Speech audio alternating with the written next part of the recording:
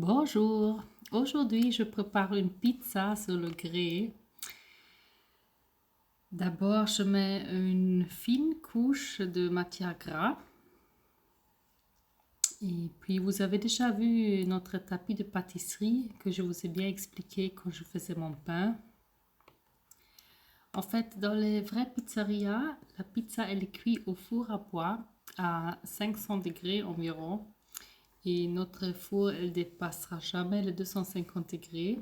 Mais alors, sur cette pierre en grès, vous pouvez quand même obtenir une très très bonne cuisson. Alors, je prends ma pâte à pizza et moi, je ne la roule pas pour garder l'air dans la pâte en fait.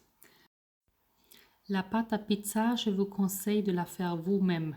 Ce n'est pas très compliqué et je vous donne une recette après si vous voulez. Alors moi, je préfère l'étaler à la main. Vous prenez le pâton et vous l'aplatissez. En fait, vous pressez avec vos doigts sans toucher les bords. En partant du centre du disque de la pâte et puis avec le pouce, peu à peu, vous faites des mouvements circulaires et comme ça, vous réussissez à obtenir une belle pizza ronde et fine. En fait, j'avoue que c'est pas encore parfait, c'est un vrai métier. Mais quand même, quand je le fais manuellement, je trouve la texture elle est meilleure que si on prend un rouleau. Et une fois que vous avez atteint la taille désirée, vous mettez la pâte sur votre pierre.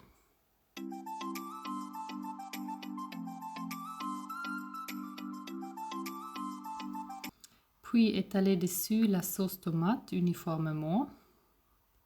Cela marche très bien avec notre grande ou petite spatule à tartiner. Elle a une lame en acier inoxydable. Et comme la spatule elle a un onglet, ça vous permet de contrôler parfaitement l'application, même si vous avez une moule avec un bord un peu plus haut. Moi, j'ajoute un peu une couche de l'huile d'olive au bord. J'aime bien ça.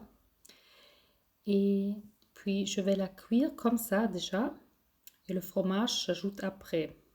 Parce qu'elle prend quand même 20 minutes dans mon four. Et pour que le fromage il brûle pas, j'aime bien l'ajouter après la moitié de la cuisson. Donc là, je peux vous montrer notre râpe microplane. Alors là, vous voyez la râpe grossière. Elle a des lames en acier inoxydable super tranchant. Et le poignet, il est réglable. Donc vous pouvez l'utiliser en position chevalet ou en position entendue. C'est très pratique. C'est fourni avec l'étui de protection. Comme ça, vous n'avez pas de résidus. Donc là, je râpe la mozzarella frais et ce n'est aucun souci. Regardez. Peu importe si c'est un fromage dur ou un fromage à pâte molle, le chocolat, les pommes de terre, les courgettes.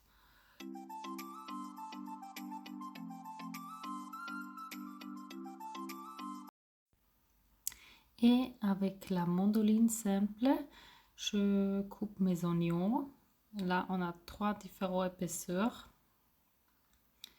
Et il y a aussi une protection. Et comme ça, vous allez couper tout jusqu'au bout et il n'y a pas de résidus.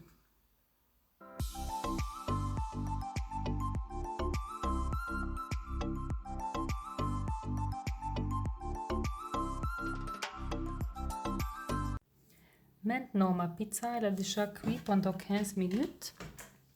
Vous voyez qu'elle est bien dorée, mais elle aura besoin encore d'autres 10 minutes. Et c'est à ce moment-là, j'ajoute mon fromage et la garniture. Le grand avantage quand je râpe ma mozzarella à la maison, c'est qu'il y a du 100% mozzarella. Pour que le fromage ne devienne pas une masse compacte, ils ajoutent des additifs quand vous achetez du fromage râpé. Et ça, je ne veux pas avoir. Voilà, vous ajoutez la garniture selon votre goût et on remet au four. Et voilà, elle est prête, notre pizza. Vous voyez que c'est très simple si on a les bons ustensiles. À la fin, j'aime bien ajouter des épices italiens. Aujourd'hui, j'ai de l'origan et je mets un peu de basilic frais. Voici la roulette à pizza. Ce sont deux outils en un. La roulette vient avec une protection. Il y a la grande roue qui est biseautée des deux côtés pour un tranchage sans effort. Et il y a le coupe-croûte qui s'introduit facilement dans la pâte.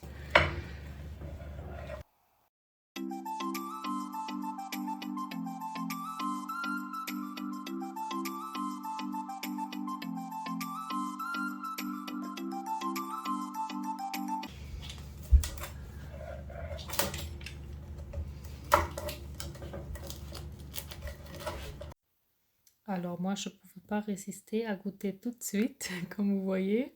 Mais je vous montre encore comment c'est bien croustillant en bas. Écoutez.